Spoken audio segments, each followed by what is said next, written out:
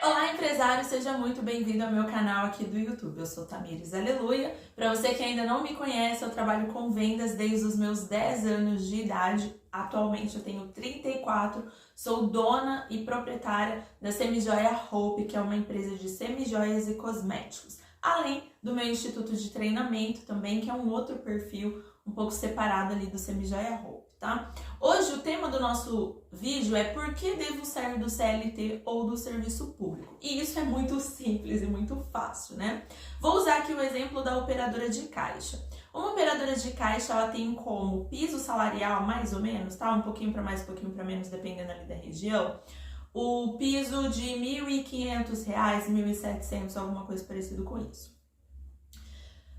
Quais são as responsabilidades de uma operadora de caixa? Se você é operadora de caixa de um supermercado, você tem a responsabilidade de lidar com aquele dinheiro e ao final do dia o seu caixa precisa bater o valor exato de vendas, tá?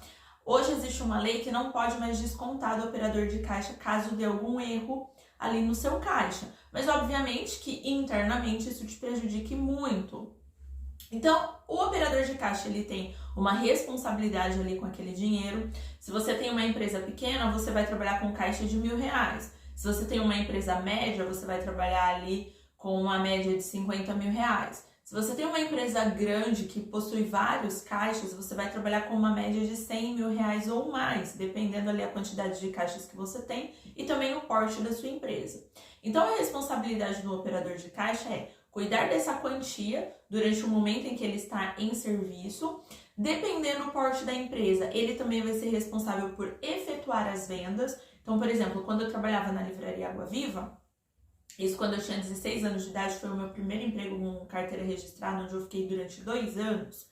Lá eu era responsável pelo caixa, era responsável pela limpeza da loja, era responsável pelo abastecimento, então quando chegava a mercadoria eu também colocava essa mercadoria para a área de venda, eu era responsável pela organização, então os clientes iam lá, mexiam nos produtos, eu tinha que manter aquilo organizado, né, de uma maneira ali lógica, e era responsável também por vender aqueles produtos. Então eu tinha que ler os livros, ou pelo menos saber do que eles se tratavam, ouvir os CDs, ou pelo menos saber do que eles se tratavam, para poder indicar para o cliente quando ele chegasse ali com dúvida. Então, se você prestar atenção, são muitas atribuições e uma grande responsabilidade. Por exemplo, se você é operadora de caixa de uma empresa pequena, provavelmente o dono não fica ali o tempo todo, né? Em alguns momentos você fica sozinha naquela loja. Então você também tem a responsabilidade em cuidar daquela loja, né? Em cuidar daquele patrimônio, em cuidar daquele dinheiro. Sem falar das outras atribuições que sempre chegam.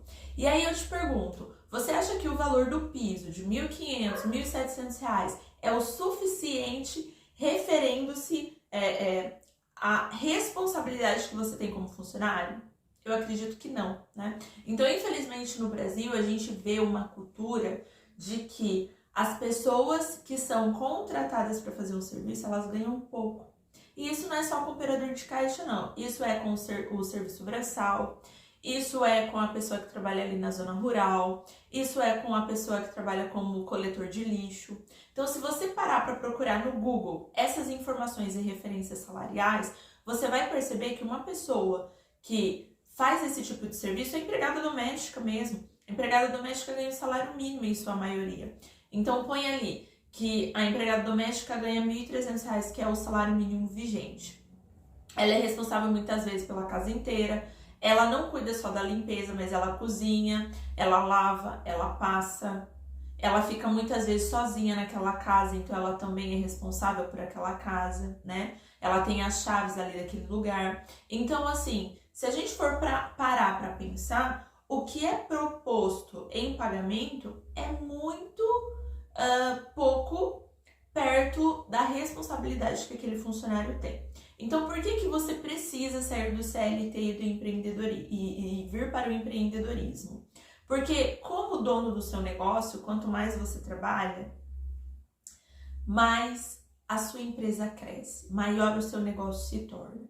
Então, numa empresa onde você é contratado por CLT, dificilmente quanto mais você trabalha, mais você ganha. Dificilmente quanto mais resultados a empresa tem, mais dinheiro entra no seu bolso. Quando você é um prestador de serviço ou quando você é uma pessoa jurídica, isso muda totalmente de figura. Então hoje o meu objetivo aqui é te fazer pensar. Por exemplo, se você é uma empregada doméstica e ganha R$ 1.300 por mês trabalhando de segunda a sexta, se você se torna uma prestadora de serviço que trabalha como pessoa jurídica na prestação de serviço e você cobra ali R$ 200 por faxina por dia, você trabalhando 2 vezes na semana, você passa o piso salarial da empregada doméstica.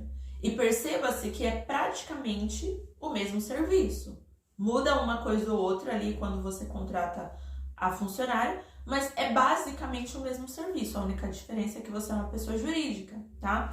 Vai ali fazer uma busca no Google e veja os benefícios que a pessoa jurídica tem, tá? Porque quando você abre o MEI, você tem alguns benefícios e dependendo, ele se equipara a sua CLT, tá? A sua carteira assinada. Então eu quero que você pare de viver uma vida no automático e comece a questionar tudo aquilo que você tem vivido, tudo aquilo que você tem escolhido para a sua vida, tá? Me siga no Instagram, semijoiahope, se inscreve aqui no canal, curte esse vídeo, encaminha para alguém que precisa explodir a mentalidade e a gente se vê no próximo vídeo.